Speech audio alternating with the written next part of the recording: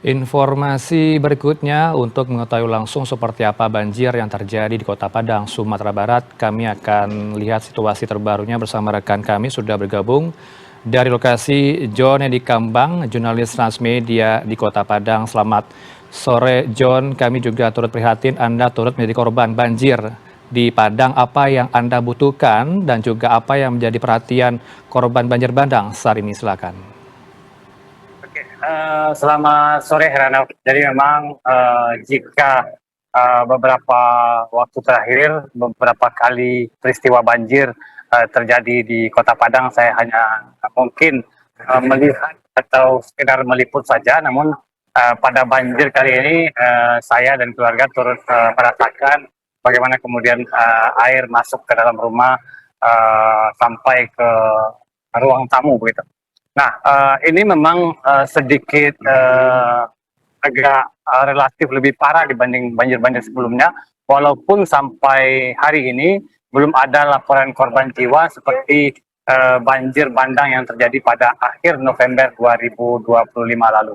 Nah, banjir ini terjadi sejak kemarin siang, tepatnya sekitar pukul 11, antara pukul 11 sampai pukul 12. Di mana hujan dengan intensitas lebat itu berlangsung sampai sekitar pukul, saya mencatat sekitar pukul 8 malam begitu Heranov. Nah, ini yang kemudian memicu terjadinya banjir di beberapa titik yang selama ini memang ada beberapa titik yang memang langganan banjir, namun ada juga daerah yang sama sekali baru belum pernah dilanda banjir seperti tempat saya begitu. Nah, fenomena ini dalam pengamatan saya ini juga dipicu oleh kondisi pada bencana banjir bandang di akhir November 2025 lalu yang proses rehabilitasi, proses pemulihannya belum selesai begitu, terutama di kawasan yang saya amati itu di kawasan Kuranji, di kawasan Pau, di mana di sana masih berlangsung pengerjaan atau proses rekon pada bencana lalu. Nah, lalu kemudian muncul hujan lebat yang ini yang kemudian memicu terjadinya bencana lagi. Nah, ada beberapa titik yang tadi masih ada sisa banjir, namun ketinggiannya sudah antara sekitar 15 sampai 30 cm saja. Tidak ada lagi banjir dengan ketinggian hingga 1 meter lebih. Nah, walaupun begitu tadi siang, ini kalau Anda lihat di belakang saya, ini cuaca cukup cerah hari ini. Namun tadi siang, tadi sempat mengkhawatirkan juga antara pukul 10 sampai pukul 11.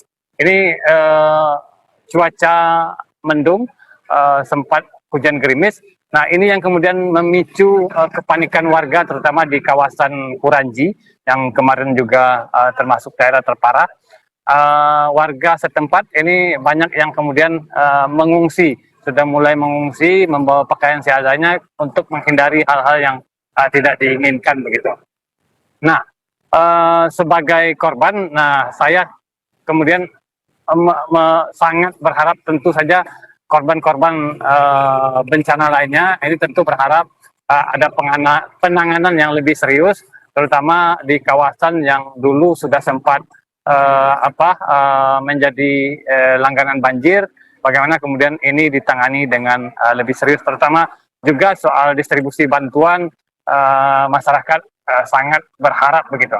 Nah, berbicara soal dampak banjir sampai siang ini belum ada data pasti. Ini memang menjadi sebuah fenomena di saat banjir saat ini, karena BPBD Padang maupun BPBD Sumatera Barat ini belum punya data valid sampai siang ini berapa banyak rumah atau lokasi yang terdampak akibat banjir kali ini begitu. Nah, namun dalam catatan sementara kemarin, selain Kota Padang, ini juga ada bencana serupa terjadi di Kabupaten Padang Pariaman, termasuk juga di Kabupaten Agam. Namun dari 3 kabupaten ini, Padang memang menjadi daerah terparah. Ini ada 15 titik kemarin yang saya catat terdampak banjir. Nah, banjir ini juga mengancam air bersih, kondisi air bersih beberapa warga di beberapa titik, di beberapa kecamatan, terutama di Kecamatan Kuranji, di Kecamatan Kota Tangah, termasuk di pusat kota sendiri, ini sempat terganggu. Sampai siang ini masih mengalami gangguan, karena ada beberapa intake milik PDAM Padang yang terputus, terganggu, dan terkena dampak begini.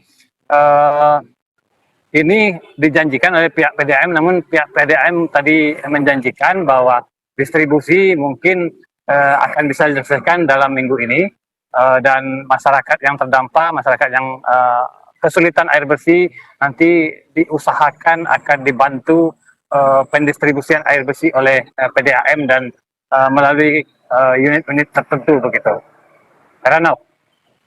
Saja nih BMKG memprediksi hujan masih melanda Kota Padang dan sekitarnya beberapa hari ke depan di tengah musim kemarau yang melanda Indonesia. Seperti apa mitigasi yang disiapkan beberapa hari ke depan, John? Ya, jadi memang kalau saya mendapat informasi bahwa sampai tanggal 10 Agustus mendatang, artinya sekitar 5 hari ke depan, ini kondisi cuaca di Sumatera Barat terutama ini masih fluktuatif. Artinya dari cerah, hujan sedang hingga hujan lebat. Terutama ini di kawasan-kawasan yang beberapa kabupaten selain Kota Padang. Ini juga ada ancamannya di Kepulauan Mentawai, termasuk ini soal gelombang tinggi. Ini ancamannya juga termasuk di Mentawai, Kabupaten Solok, Solok Selatan, Sijunjung sampai pesisir selatan begitu, Renab.